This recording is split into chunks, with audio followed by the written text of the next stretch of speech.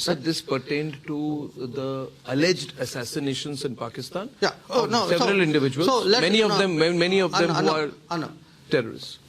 Something allegedly happened in Pakistan. Okay. 2 people in Pakistan, presumably nationals of Pakistan, right? That's what we are talking about? Yes. Then you have the wrong end of the stick here. People should be asking Pakistan, who are these people? Who are these sterling citizens of yours who made such valuable contributions that their demise, alleged or otherwise, untimely or otherwise, is an object of international attention? So let's do some digging out here. Who are these people? You know, why are their alleged deaths causing concern? That should be the beginning, no? Presumably, but the question is, the charge is being put increasingly of late that India has this Mossad, Israel type approach where you enter the borders of other countries and carry out assassinations. My question is still not being answered. My question is, if some people allegedly died in Pakistan for whatever the causes, let's first discuss who are these people. It's well known. Many of them are terrorists. Many of them are okay. So can I presume we did the background information, we checked it. I mean, obviously the reference is to terrorists. Many of these terrorists are people who have played a role in carrying out terrorist attacks on Indian soil. So some of them, including taking part in hijackings. These alleged deaths in Pakistan of certain people are terrorists. Well, you remember that Hilary Clinton bit about snakes in your backyard. I think you have enough snakes in your backyard. Snakes may bite each other. I mean, I don't know. I mean, it's happening in Pakistan. It's for them to figure out what is happening.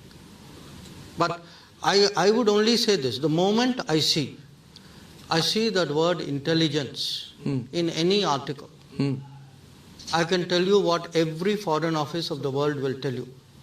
No foreign office, no foreign minister, no foreign office spokesman ever comments on anything. The moment you see that word intelligence, we have nothing to say. Why is that? That is because no country does that, no government does that. So are you saying that it has no credibility whatsoever, that particular article? I'm not saying anything. I'm just saying that there is a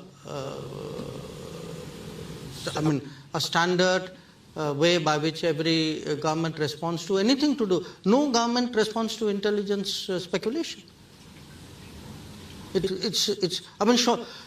us say if this paper had made some article about British intelligence, you think the British Foreign Secretary would be saying, oh yes, come on guys, let me tell you everything about this? Of course not. Yes, no, but in an election time I'm seeing that, as well as another article in the New York Times which says Modi is where global democracy dies. On 7th of April, a British paper, the Financial Times, comments on the 2024 election being the last democratic election in the country.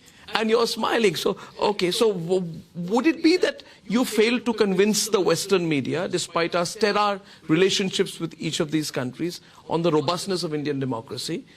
And how do you read this increasing frequency of these articles on the eve of what is seen to be a historic election in India? Look, I mean, obviously.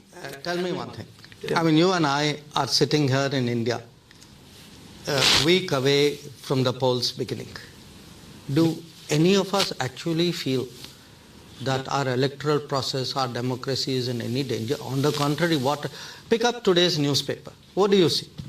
You see leader A saying this, leader B saying this, opposition party, somebody doing this deal, somebody crossing over that side. I mean, the democracy is in action.